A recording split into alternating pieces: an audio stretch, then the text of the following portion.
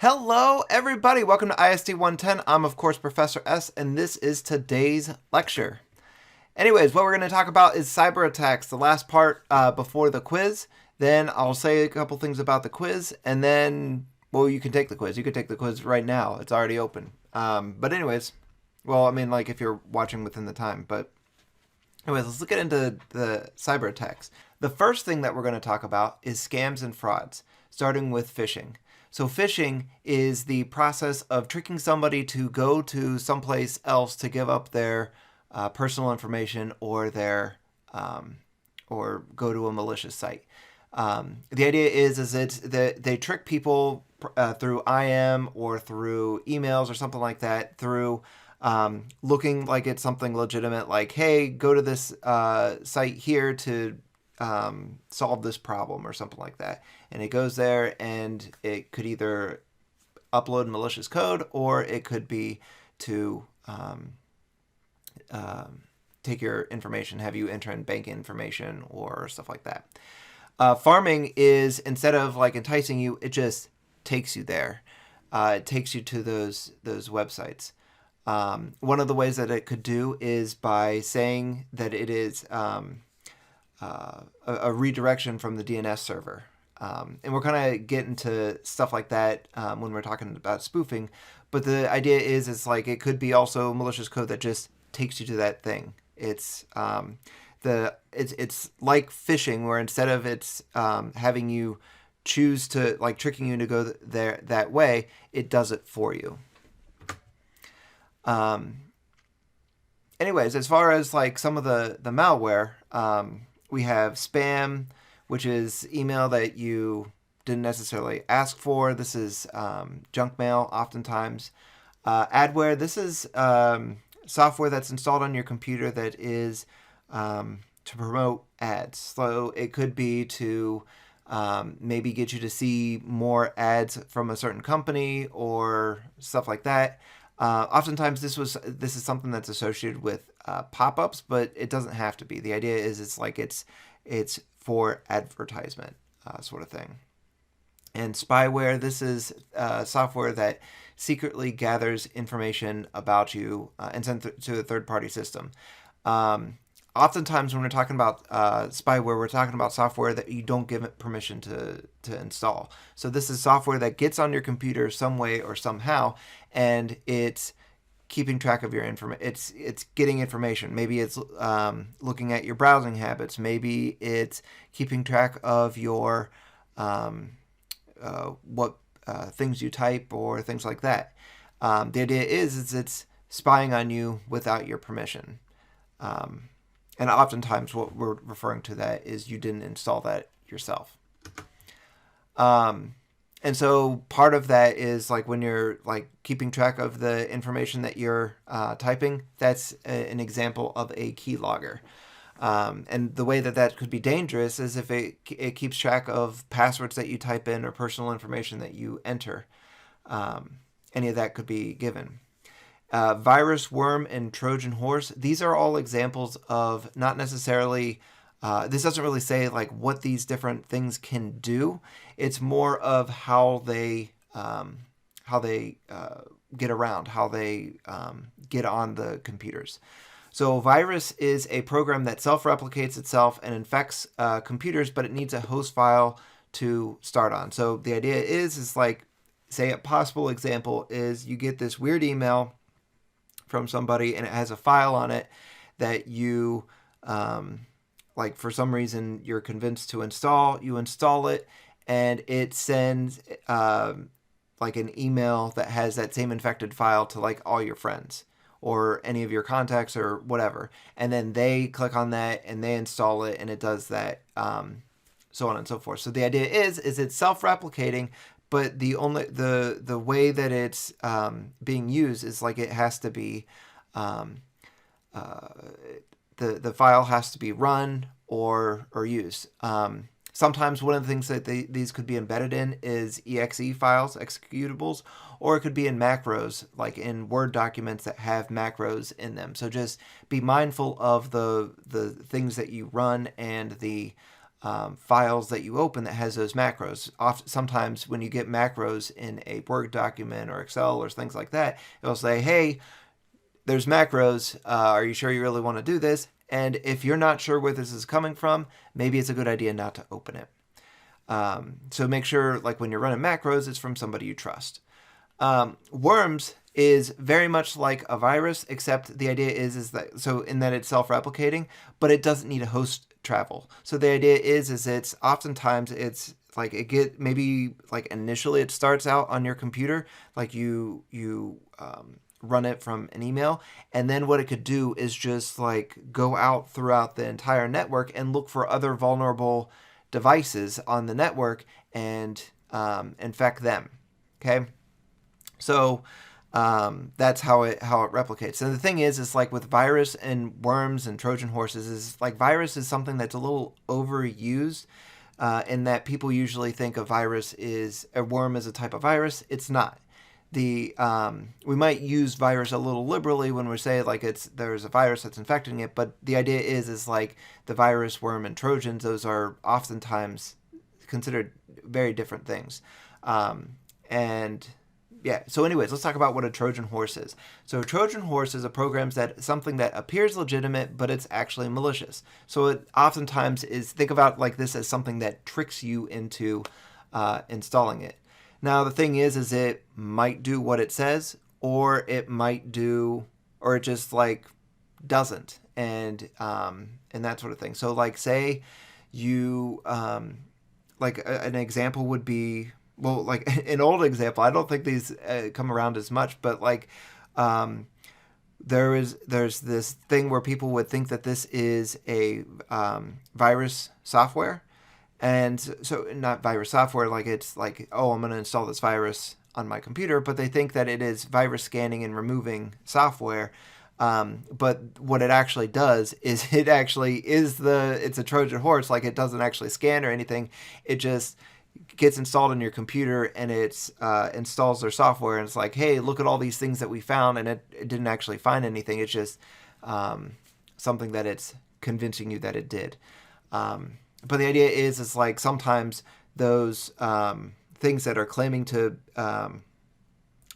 remove the malware is actually the malware itself. So it's just kind of being mindful of who you trust when you're getting this stuff. Who do you trust with these different files that you're getting and that sort of thing. Now, I mean, like maybe there is a Trojan horse that is a virus, so it like tricks you into installing something and then it self-replicates and that's how it starts. But the idea is like virus is it's a file that self-replicates, but in order to be run, it has to be run off that file. Worm, it's replicating usually through finding vulnerabilities through a network, and Trojan horse, it's the tricking through thinking that it's something legitimate, but it's actually malicious. Now, again, as I said, these don't have to be. These could be kind of a little bit more benign, where it's just maybe it's things that just install ads onto your computer to like pop up every once in a while to remind you to do stuff or something like that. Or it could be super malicious where it installs a keylogger and gets your information that way and sends it out to other places. The idea is like the super maliciousness of these is not as a part of their definition. It's just how you get them. Another thing that they could do is install ransomware. So any one of these could include ransomware. Maybe it's a Trojan horse that it's like, hey, here's a calculator, and it can actually calculate. But then after a while, it says, hey, just so you know, your whole computer is held hostage. You can't do anything until you pay us this amount of money. And that's ransomware, where it's preventing you from using your computer until you pay a ransom. Sometimes it's just for show, but the idea is if it's preventing you from doing your computing without by holding your computer ransom, then it's ransomware. Another thing that can happen is spoofing. So spoofing is kind of an interesting term, or it's a interesting attack where the idea is it's essentially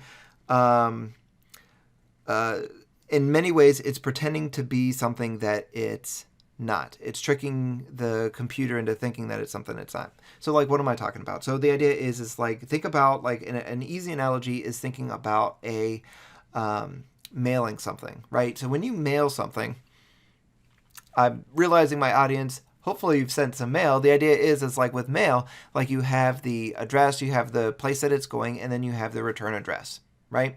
So when you're sending something and online, you're saying, all right, go to this place and tell them that it's from me, right? And so that's like essentially what you're doing on an envelope when you're sending mail. But the idea is like, what's stopping you from saying that your return address is somebody else? And the idea is like it's like super easy for you to write somebody else's name and address as a return address. And in a sense, that's an example of spoofing. And the spoofing a MAC address or an IP address, emails, caller ID, that's significantly more tricky. But the idea is like it's that same sort of thing. So caller ID, you're calling somebody up and you're tricking the caller ID that it's from someplace that it's not. Like for instance, when you're getting these robot calls that are saying that they're from someplace, but they're actually could be from anywhere else in the world. That's kind of an example of spoofing. Other examples are of spoofing with emails is saying that you're like sending emails that look like they're from the people, but they're not. Their emails have been spoofed. So like if it's so maybe somebody receives a email from their boss that says, hey, could you go get these few $500 gift cards from Best Buy so that we can give them to customers to show that we like them. And the boss didn't actually send that email. Somebody else sent it. And that would be an example of spoofing because it looks like it's coming from that. It's coming from that email. Or it looks like it's coming from that email. The software says, oh, this is from this email when it's actually not. I realize I'm kind of going in reverse order, but other things that can be spoofed is MAC addresses and IP addresses so that it seems like it's coming from one device when it's not, or when it's or an IP address as well. So like kind of tricking a DNS server into thinking that this IP address goes to this domain name when actually you're switching them so that the IP address is actually going to a different, is associated with a different IP address. Anyways, one of the things that can happen with this spoofing is a denial of service. And so a denial of service attack is where, so the idea is like the denial of service is where you're preventing somebody from getting service from something. And there's like a few different ways that you can do it, but like one of the common ways that this happens is by just sending meaningless packets to someplace, or huge packets, maybe a bunch of small packets, but it's like that sort of thing. So kind of like an equivalent sort of thing about how it can be kind of disruption. A disruption is if you think about a store or a restaurant, like a brick and mortar store or restaurant, and somebody comes in and says, what are your hours, right? It doesn't take much to respond to that and they go on. But imagine if that person keeps on asking, what are the hours? What are the hours? What are the hours? What are the hours? What are the hours? What are the hours? Then that person that has to respond to that can't really do anything else. And so maybe you think like, well, why don't you just walk away? But with this analogy with a computer, it doesn't really work that way. And so then a customer that is legitimately trying to talk to that server or that host or the store owner or whatever can't do it because that store owner is too busy talking to the person that's asking what are their hours, right? And that's kind of an example of a DOS attack. Another example of a DOS attack well, because like a way that we could kind of maybe a way to prevent that is just saying, all right, don't talk to this person because they're just saying they're just going to ask for the hours, and it's clearly a DOS attack. And so a distributed DOS attack is just sending like a flash mob of people to ask for what the hours for the store is. So then you have a hard time differentiating between what are actual patrons and what are the what's the malicious people. And so there, like, companies have interesting responses to it, but the idea is like one of the things that can happen, the thing that happens from this is from a botnet. And a botnet is a network of infected computers that are just sending these packets that are saying like this flash mob. But the idea is like flash mob is a very much a thing that people volunteer for. But the idea with this DOS attack is like it's usually by a bunch of people that aren't aware that they're even doing it because their computer is infected and sending that information on itself. So how did that computer get affected? It could be a virus, could be a worm, could be a Trojan horse. Lots of different possibilities.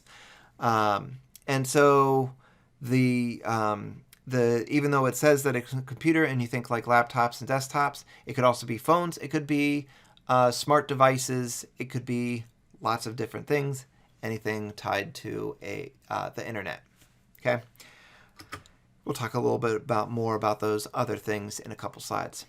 Another interesting attack is something called a man-in-the-middle attack. And the man-in-the-middle attack is where a server is tricking a person into thinking like their server should, or like their information should be routed through them, right? So it's saying, here's a legitimate server, come here, and I'll send out your information. So the idea is like the idea is like if you kind of think about like the people on the opposite sides of a room, you have like they're trying to send message, like the one person is trying to send a message to another person on the other side of the room.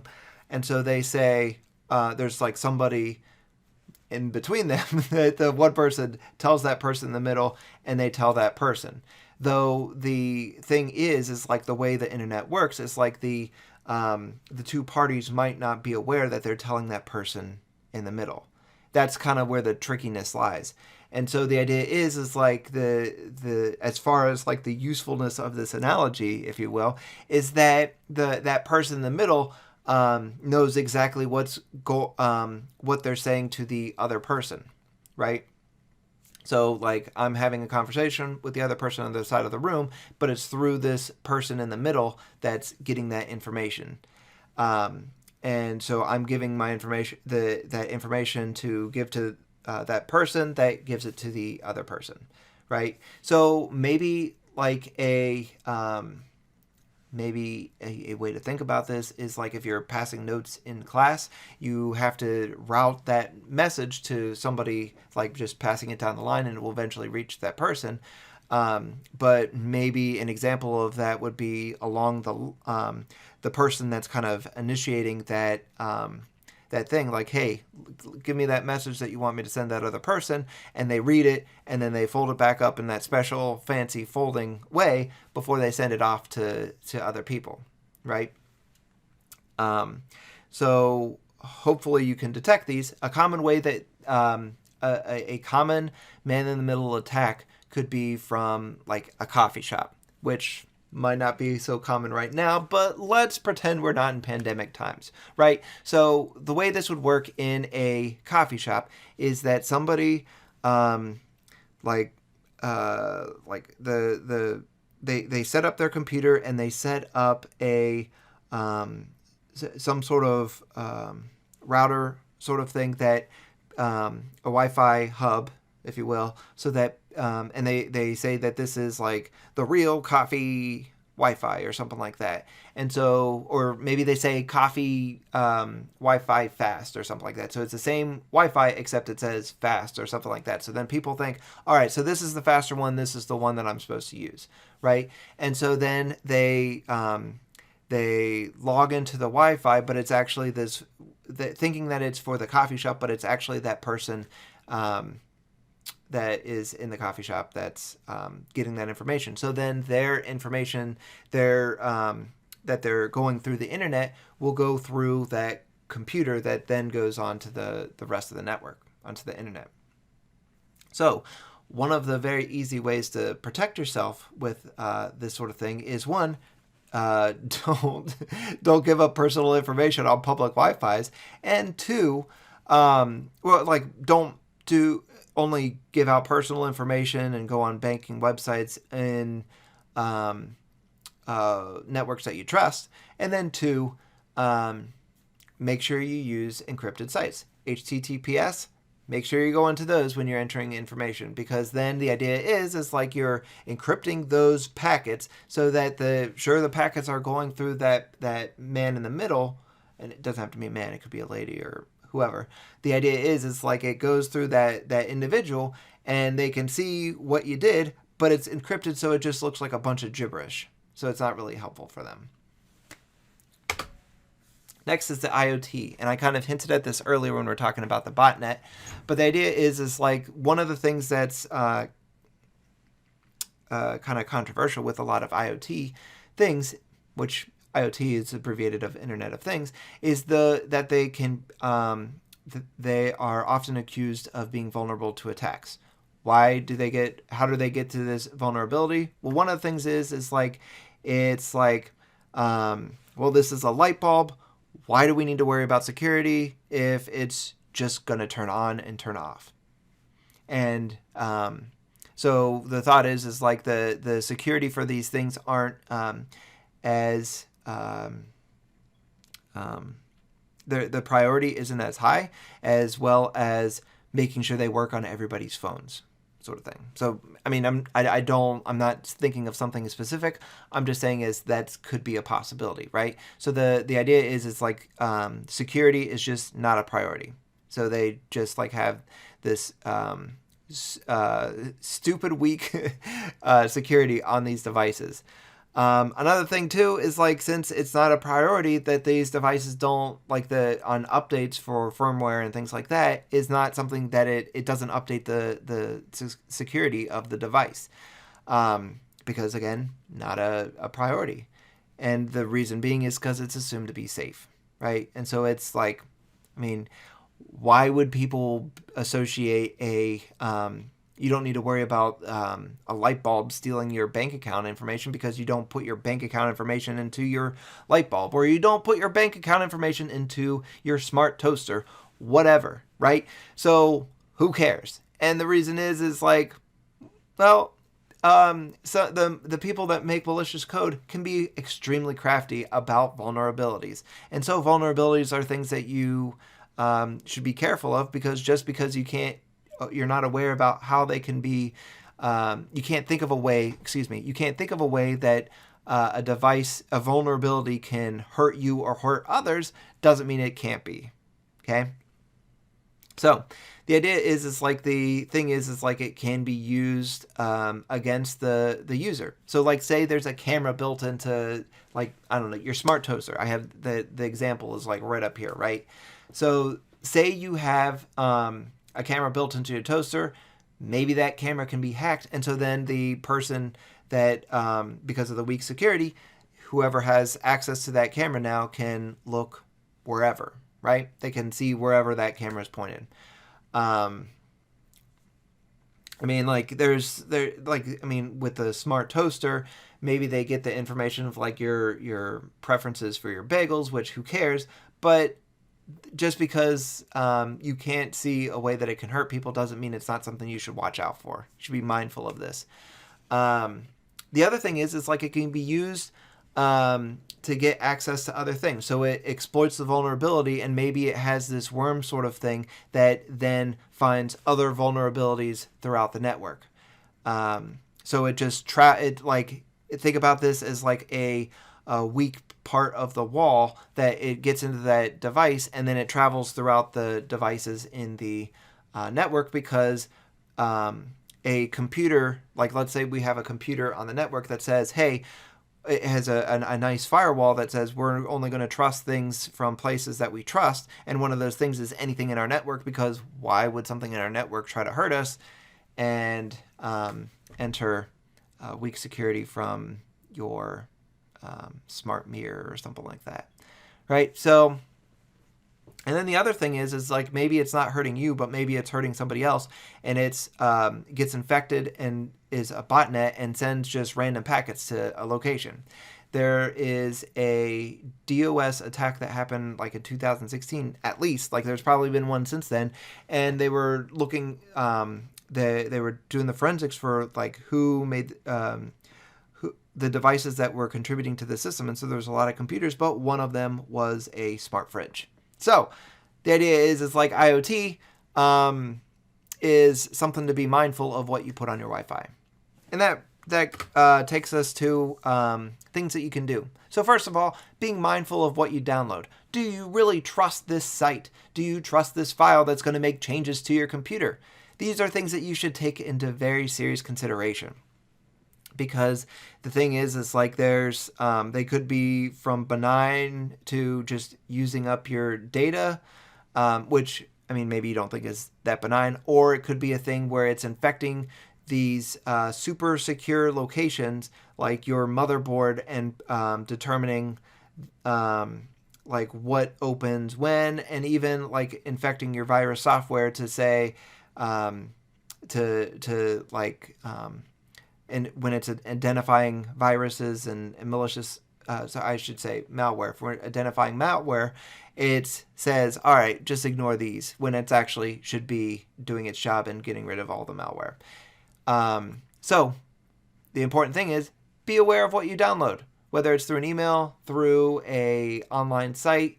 Make sure it's from places that you trust. Another thing that's a very easy thing to do is set up, is make sure you don't use an admin profile for all your computing things. So especially with Windows, you can set different accounts to be admins for the computer and not, right? So if the profile that you use all the time, you don't want to make it an admin profile, because the idea is like it can make changes very, very easily. And that sort of ease is not the best for security. Instead, if you make yourself not the admin, even though you may know like a little bit better of what you're doing than the average person, but in making yourself not the admin, any sort of major changes that need to happen to the computer will say, hey, you don't have the level of security to make these kind of changes.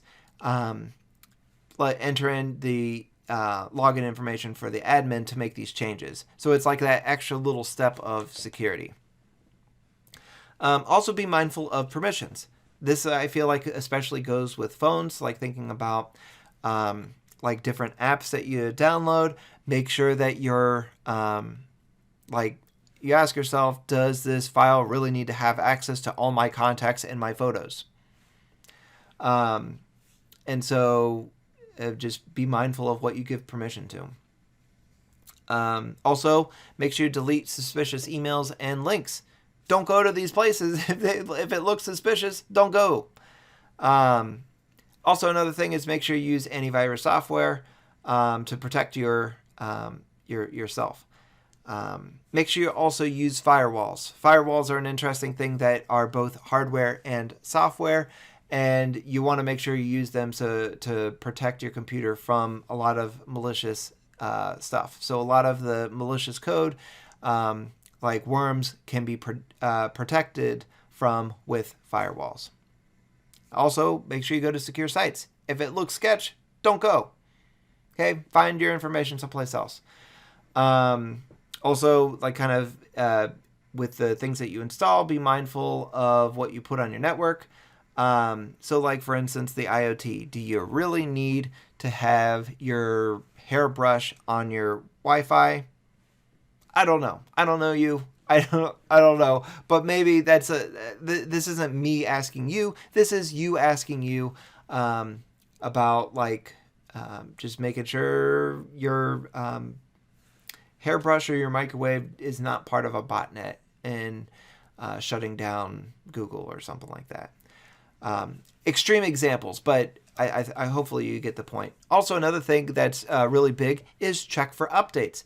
Make sure you get updates on your operating systems especially, and all these different things. These are companies that are keeping track of different security flaws and viruses that they can, they're mindful of that viruses and worms and Trojans like exploit. So if you want to make sure you're up to date with your things for your own security.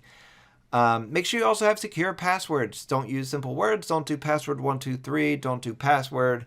You may think that you're being tricky, but the idea is like oftentimes these aren't people that are entering this information. These are actually bots that are guessing this. And if they have a bunch of common words that people use, then your password could be compromised super quick. So make sure you have secure passwords. A couple of rules of thumb that you could use for passwords is: one, use passphrases, right? So do big long things. Another thing is make sure you mix in special characters, capital, lowercase letters, and numbers. The more different possible characters you have, the harder it is for a brute force attack. Brute force means like it's guessing every single one, right? Also, make sure you cover cameras. If you have a camera on a device that you're not using, put a sticker on it. Or there's like sometimes there's slidey things that you can put on so that you can unslide when you're using it and slide it closed when you're done. Another thing too is turn off your microphones. If you're not recording something, if you're not on a Zoom call, you might not need your microphone on, so just turn it off or unplug it. And then also update your passwords frequently. Don't use the same ones. All those different things could be useful. All right, things to know for the quiz. So I mentioned this in class. Make sure you have there's less than 20 questions, and there's 30 minutes to take it. So make sure you give yourself enough time. Check your work when you're done before you hit submit. There's the questions are divided into privacy questions and security questions. These are all things that we talked about since the last quiz. So make sure you study your notes from lectures and the book. And then since there's a mindful day that this would normally be end on, I've extended it to be midnight on Friday. So hopefully you also have a good mindful day on Thursday, the 11th. Okay? Anyways, I think that's good for now. I'll see you all Monday. Good luck on the quiz. Hey everyone, I hope you enjoyed the video. If you did, please press the like button. It lets me know I'm doing something right. If you have any questions about any of the content, please send an email through Canvas to both me and the rest of the teaching team, and we will get back to you as soon as possible. Do not send it through normal email. You will not get as fast response. If you have any suggestions for how I can make these videos better, please leave in the comments below. Don't forget to roundhouse kick the subscribe button and ring the bell to get notified from when I post the next video. Anyway, I think that's good for now, and I will see you all next class.